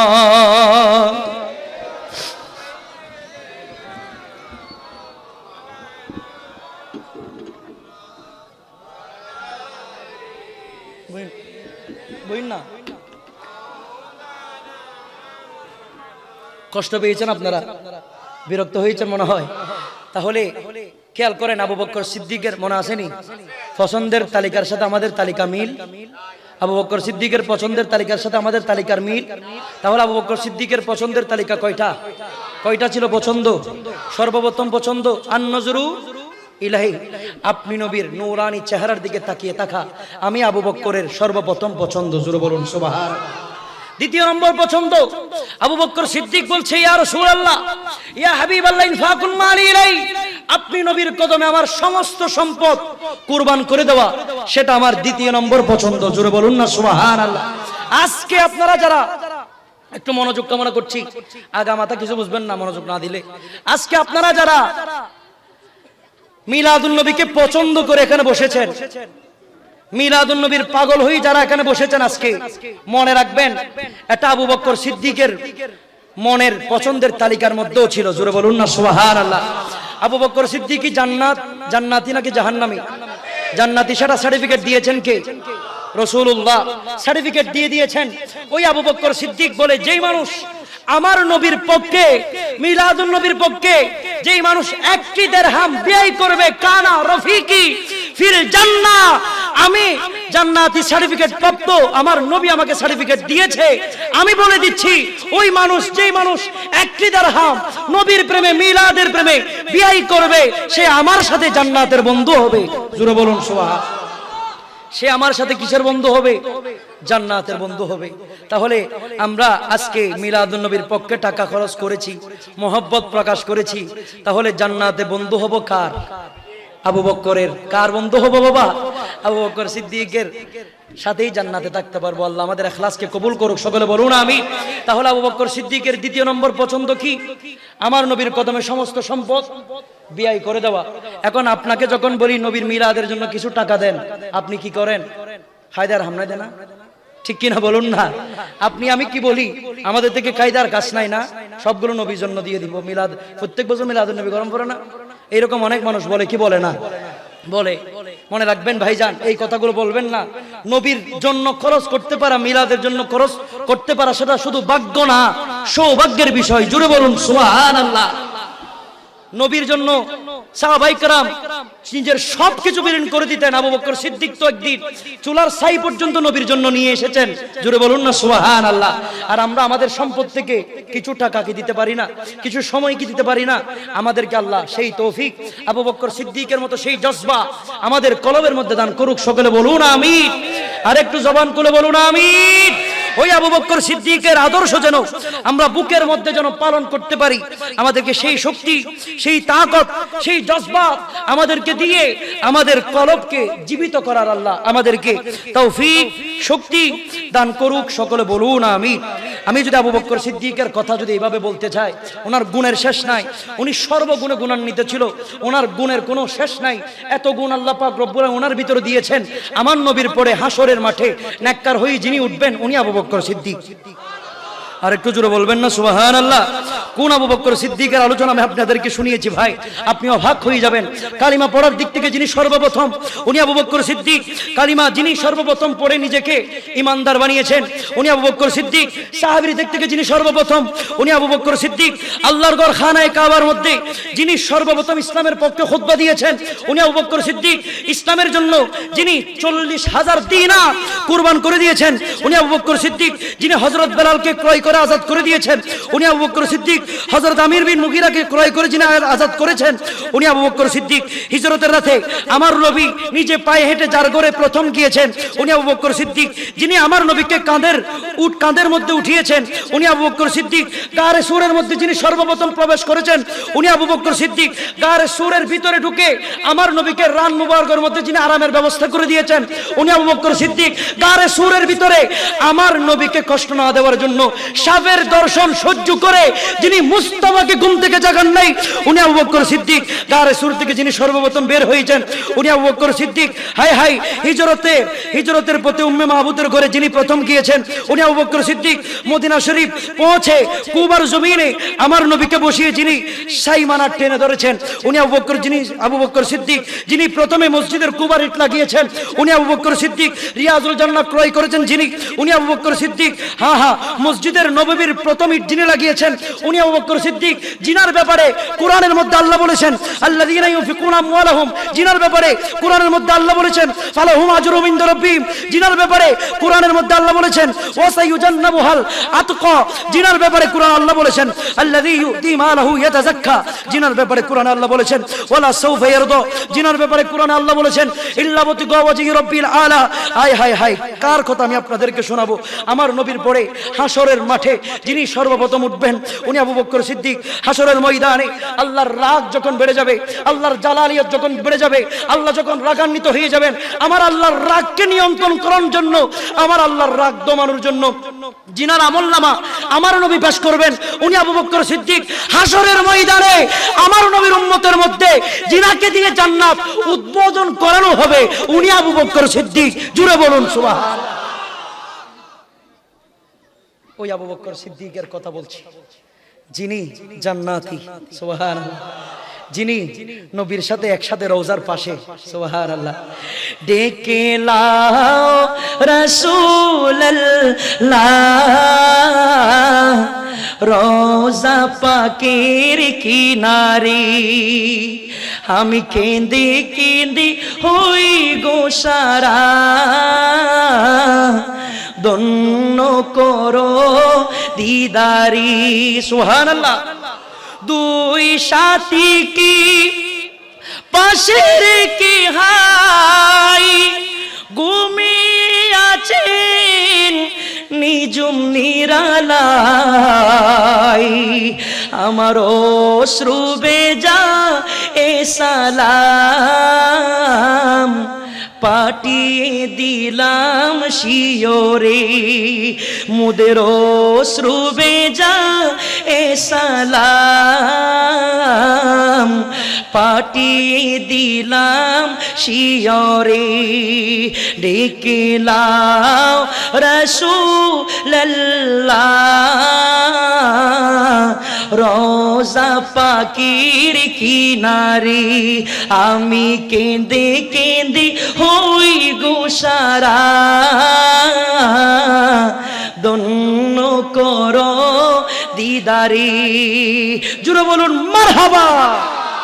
আল্লাহ কবুল করুক। আর একটু জবান করে বলুন আমিন।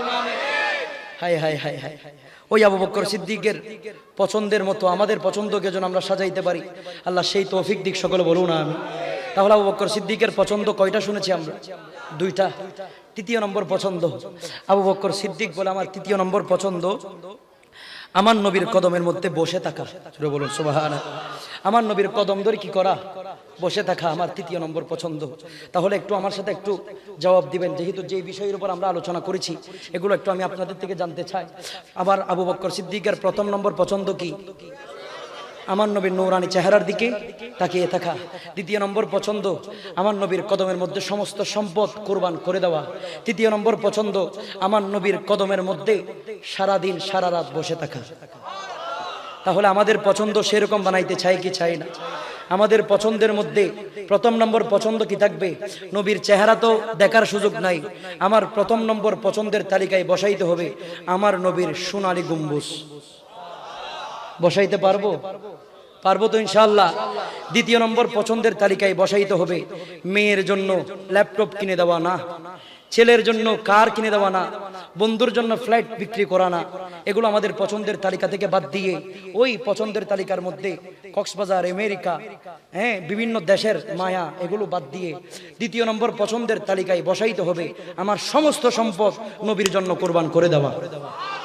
পারবেন তো ইনশাআল্লাহ? পারবেন তো ইনশাআল্লাহ? তৃতীয় নম্বর, আমরা আমাদের পছন্দকে আবু বকর সিদ্দিকের সাথে মিল খাওয়াবো। তৃতীয় নম্বর পছন্দের তালিকার মধ্যে আমরা রাখবো আমার নবীর স্মরণে নিজের জীবন কাটিয়ে দেওয়া। নবীর স্মরণে নিজের জীবন কাটিয়ে দেওয়া। সুযোগ যেদিন পাবো সেদিন মদিনার টিকেটে চুমু দিয়ে মদিনায় যাওয়া। জোরে বলুন না সুবহানাল্লাহ। আল্লাহ আমাদের সবাইকে কবুল করুক, সকলে বলুন আমিন। আল্লাহ, জীবনে তো বহু টিকিট আমরা দেখেছি, বাসের টিকিট দেখেছি, প্লেনের টিকিট আমরা হাতে নিয়েছি, বহু প্রকারের টিকিটের মধ্যে আমরা চুমু দিয়েছি। হায় হায়, আমার ভাইজানকে যখন বললাম কয় রাষ্ট্রের মধ্যে গিয়েছেন, ভাইজান বলে আমেরিকায় গিয়েছি, লন্ডনে গিয়েছি, ইতালিতে গিয়েছি, ইন্ডিয়ার মধ্যে গিয়েছি, বহু রাষ্ট্রের মধ্যে গিয়েছি, বহু ভিসা দেখেছি, বহু টিকিট আমি পেয়েছি, বহু টিকিট আমার নজরে এসেছে। তখন আমি বললাম মনের তৃপ্তি মিটেছে? আমার ভাইজান বলে না, আমরা বহু টিকিট দেখেছি, আমাদের মনের তৃপ্তি মিটবে ওই মদিনার টিকিট দেখলে। আয় আল্লাহ, বহু টিকিট দেখার সুযোগ হয়েছে, একবার মদিনার টিকিটে চুমু দেওয়ার ব্যবস্থা করে দেন। নিয়ত করলে কবুল করেন একজন, তিনি কে? নিয়ত ঠিক থাকলে কবুল করেন একজন, তিনি কে? নিয়ত যদি পরিপূর্ণ ঠিক থাকে, ওই মদিনা শরীফ যদি যেতে না পারি, বাঙ্গা করে নবী আসতে পারে কি পারে না? কথা কই, আসতে পারে কি পারে না? যদি মদিনা শরীফ যাওয়ার তৌফিক যদি না থাকে, যদি মদিনাওয়ালা রাসূল যদি অন্তরে থাকে, হায় হায় হায় হায়, মদিনা শরীফ যাওয়ার তৌফিক নাই কিন্তু মদিনাওয়ালা রাসূল কোথায় আছে? অন্তরে আছে। তাহলে মনে রাখবেন, নিশ্চিত ঘুমের ঘরে নবী আসবে একদিন। সুবহানাল্লাহ। আর যদি নবী দেখতে চান, নিজেকে হেফাজত করতে হবে, নিজের নফসকে হেফাজত করতে হবে, নিজের সব কিছুকে হেফাজত করতে হবে, নিজের চক্ষুকে নিয়ন্ত্রণে রাখতে হবে, নিজের জবানকে নিয়ন্ত্রণে রাখতে হবে। এই সবগুলো নিয়ন্ত্রণ যখন রাখবেন, নবীর উসওয়াতুন হাসানা যখন, নবীর আদর্শকে যখন গলার মালা যখন বানিয়ে নেবেন, খোদার কসম করে বলে যায়, পৃথিবীর চোখ দিয়ে বহু জিনিস আপনি দেখেছেন, যদি নবীর আদর্শের মালা যদি পড়তে পারেন, একদিন এই চোখ দিয়ে দয়াল নবীর সাথে দিদার করতে পারবেন। আল্লাহ কবুল করুক। নবীর সাথে দিদার করার জন্য বেশি বেশি খারাপ কাজের সাথে জড়িত হতে হবে নাকি খারাপ কাজ থেকে বিরত থাকতে হবে? নিজের চক্ষুকে খারাপ ভিডিও থেকে বিরত রাখতে হবে, খারাপ সিনেমা থেকে বিরত রাখতে হবে। এই কথাগুলো আমি প্রায় মাহফিলের মধ্যে লাস্টে গিয়ে কথাগুলো আমি মেসেজগুলো দেওয়ার চেষ্টা করি। সেই জন্য আপনারা অনেকে দেখেছেন, আমি বলছি না শুধু নিজেদেরকে পরিবর্তনতার কথা বলছি, আল্লাহ আমাদেরকে পরিবর্তন করানোর মাধ্যমে আল্লাহ আমরা যেন নবীজির আদর্শের মালা যেন পড়তে পারি, সেই তৌফিক দান করুক। সকলে বলুন আমিন। আরেকটু জবান করে বলুন আমিন। এখন আসুন, আমি আরেকটা বিষয় নিয়ে কথা বলার কথা ছিল, একটু আপনাদের মনোযোগ কামনা করছি। আমার বিষয় দুইটা বিষয়, একজন আবু বকর সিদ্দিক আর একটা মুত্তাকি কেমনে হব। সুবহানাল্লাহ। আজকের রাত তো এমন রাত, যেই রাতে বহু মানুষ মুত্তাকি হবে, কারণ বেহায়াপনা না করে যখন মুসল্লায় বসে যাবে, আমার আল্লাহ সেই যদি গুনাহগার থেকে নেককারের সার্টিফিকেট দিয়ে দিবে। আজকের রাতের বেহায়াপনা বাদ দিয়ে যে মানুষ মুসল্লা নিয়ে তাহাজ্জুদে দাঁড়িয়ে যাবে, যদি জাহান্নামে হয়ে থাকে, এই রাতের ত্যাগের কারণে জান্নাতি বানাতে পারে একজন, তিনি কে? আল্লাহ। আমার আল্লাহ চাইলে পারবে, অবশ্যই পারবে। সেই জন্য আমি বলতে চাই, আজকের রাতটা যেন মুত্তাকি হওয়ার রাত হয়। আল্লাহ কবুল করুক। আজকের রাত যেন মুত্তাকি হয়ে যেন মরতে পারি, আল্লাহ সেই তৌফিক আমাদেরকে দান করুক। খেয়াল করবেন বাবারা, বন্ধুরা, মুত্তাকি হওয়ার জন্য চারটা জিনিসের প্রয়োজন। কয়টা জিনিস? বহু জিনিস থাকলো, আমি চারটা আমি আপনাদেরকে বলার চেষ্টা করছি। আমি আমার থেকে বলবো না, আমার থেকে বললে আপনি বিশ্বাস করবেন না, আপনি মেনেও নেবেন না। মৌলা আলী শের খোদা, যিনি এলমের জাহাজ, সুবহানাল্লাহ, জিনার এলমের ক্ষেত্রে সার্টিফিকেট দিয়েছেন স্বয়ং রাসূলুল্লাহ, জিনার বেলায়েতের সার্টিফিকেট দিয়েছেন রাসূলুল্লাহ, জিনার ক্ষমতার সার্টিফিকেট দিয়েছেন রাসূলুল্লাহ, যিনি আল্লাহর আসাদুল্লাহ। সুবহানাল্লাহ বলবেন না? একটু খেয়াল করবেন। ওই মৌলা আলী শের খোদার কদমের মধ্যে একজন গিয়ে বলছেন, ওগো মৌলা আলী শের খোদা হুজুর, মুত্তাকি তাকওয়া, তাকওয়া কি? মুত্তাকি কি? তাকওয়া কি? তাকওয়ার ব্যাপারে প্রশ্ন করেছেন। আমরা তাকওয়াবান হব, মুত্তাকি হতে চাই কি চাই না? বলছেন তাকওয়া কি? ইয়া রাসূলুল্লাহ, তাকওয়া কি?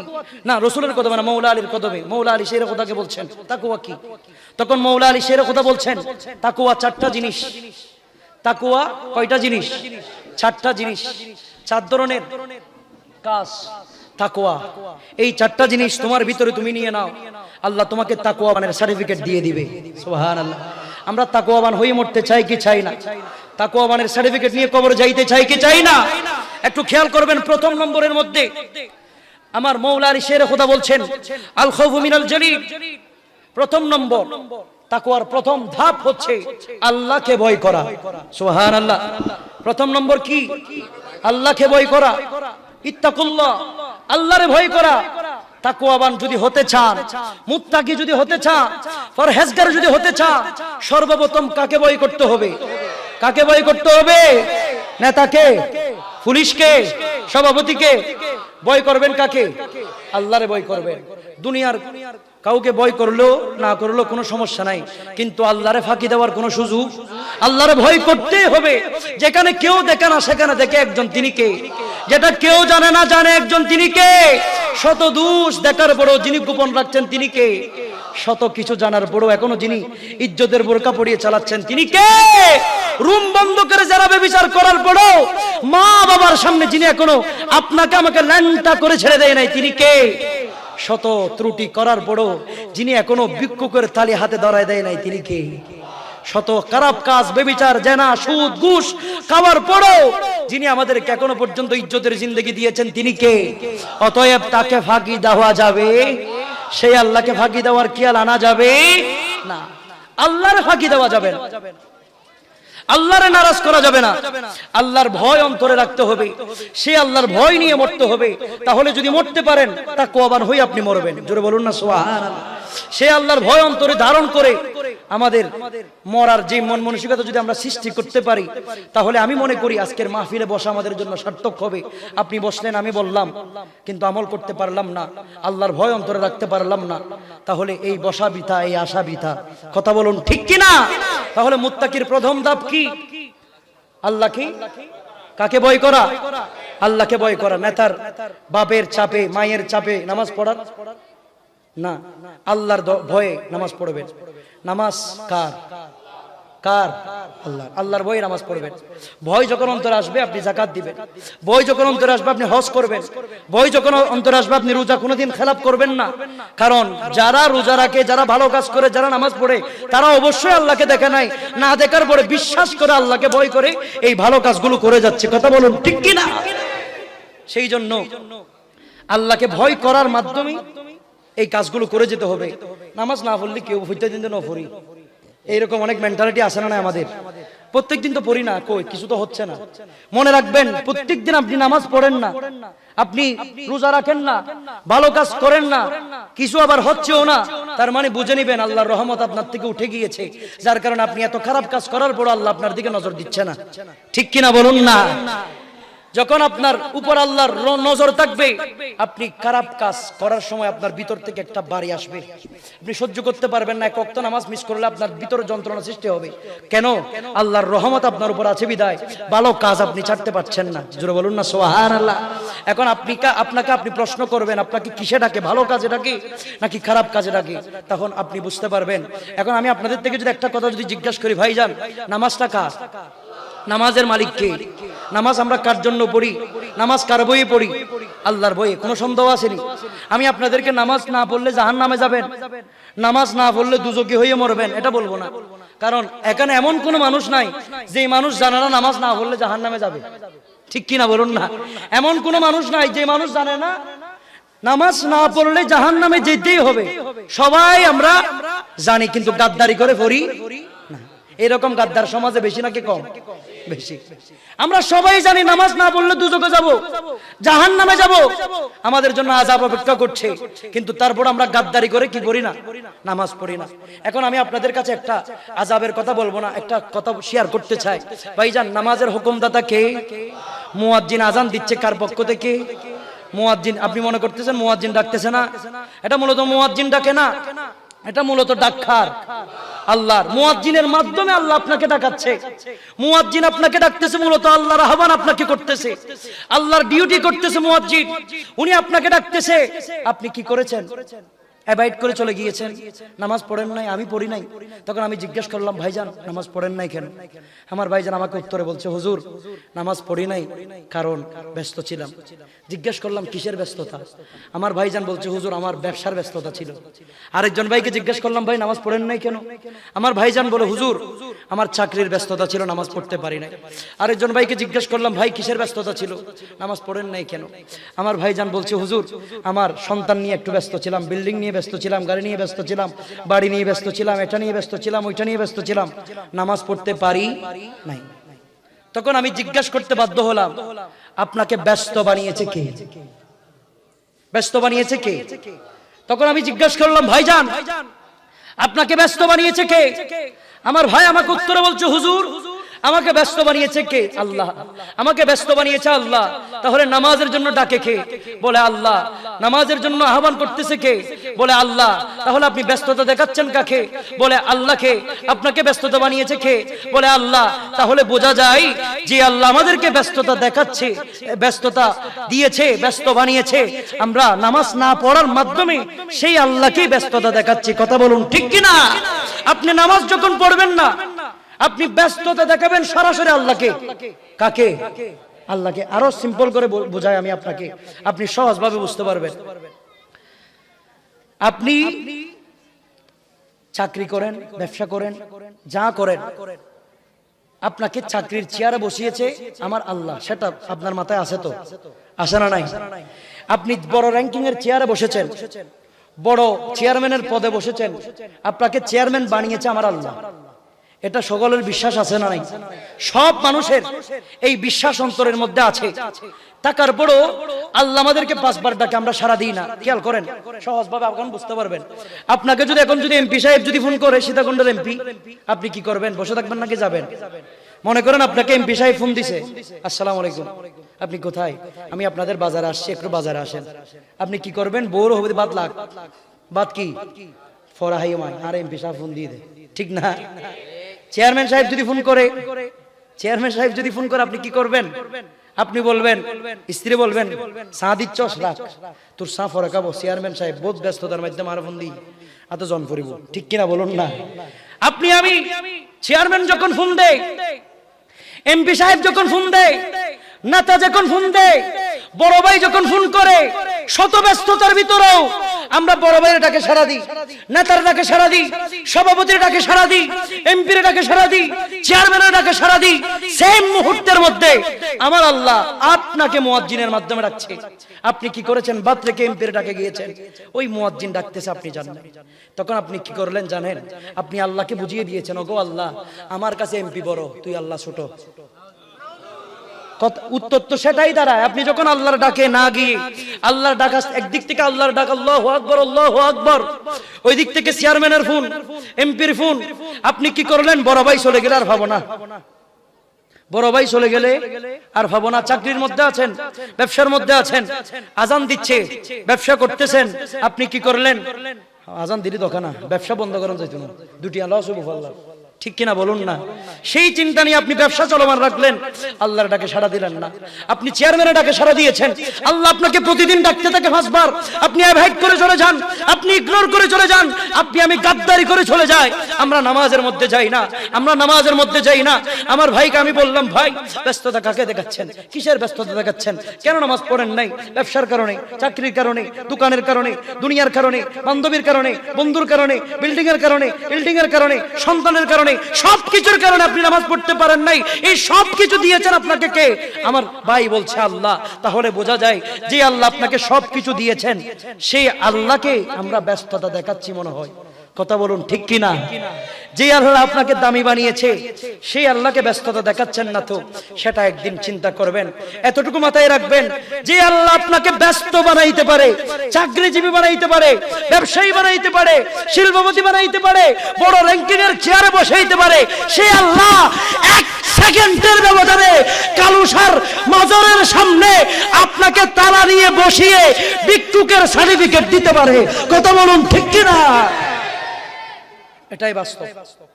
যে আল্লাহ আপনাকে বড় চেয়ারে বসাইতে পারে, সে আল্লাহ ভিক্ষুকের সার্টিফিকেট দিতে পারে। অতএব সেই আল্লাহকে ব্যস্ততা দেখানো যাবে, সেই আল্লাহকে কোনোভাবে ব্যস্ততা দেখানো যাবে না। প্রয়োজনে দুনিয়া নারাজ হয়ে যাবে, কাস্টমার নারাজ হয়ে যাবে, আমার দোকানের মালিক নারাজ হয়ে যাবে, আমার কোম্পানি নারাজ হয়ে যাবে, আমার আপনজনরা নারাজ হয়ে যাবে, কিন্তু আল্লাহকে নারাজ করা যাবে, আল্লাহরে নারাজ করা যাবে না। সে আল্লাহ যেন নারাজ না হয়, সেই দিয়ান, সেই খেয়াল আল্লাহ আমাদেরকে রাখার তৌফিক দিক। সকলে বলুন আমিন। শত ব্যস্ততার ভিতরও আল্লাহরে ব্যস্ততা দেখাবো না। আরে নামাজ কে বলো না কাজ আছে, কাজ কে বলো তোমার নামাজ আছে, নামাজ বিনে পড়ো পারি, কি জবাব দিবে তুমি প্রভুর দারি। এটাই বাস্তব। খুব কষ্টের মধ্যে আমরা পড়ে যাব, খুব কষ্টের মধ্যে আমরা পড়ে যাব। কি খাবে গফলতি মে সোবে হুয়ে মুমিনো, ऐशो इशरते बढ़ाने से क्या फायदा, आके कूलो उठो याद रब को करो, आके कूलो उठो याद रब को करो, उम्र यूं ही गवानी से क्या फायदा, उम्र यूं ही गवानी से क्या फायदा। একটু জোরে বলুন মারহাবা। अपने रब को जवानी में भूला है तू, अपनी रब को जवानी में भूला है तू, और ताकत की बूटी पे भूला है तू, और ताकत की बूटी पे भूला है तू, जब जवानी ढलेगी तू पछताएगा, जब जवानी ढलेगी तू पछताएगा, ऐसी रोने रुलाने से क्या फायदा, ऐसी रोने रुलाने से क्या फायदा। सला दुनिया